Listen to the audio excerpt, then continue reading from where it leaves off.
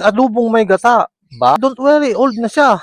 Sa mga hindi nakakaalam, ito po ay white leghorn na manok o tinatawag na calves. Dito nanggagaling yung kadalasang ginuluto nyo sa kusina nyong itlog. Kaya gagawin nating ulam. Wow. Steady, sorry.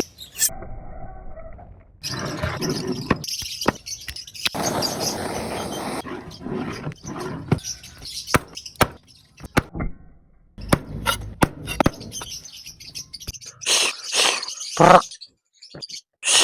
prak, prak. Uy, my pre!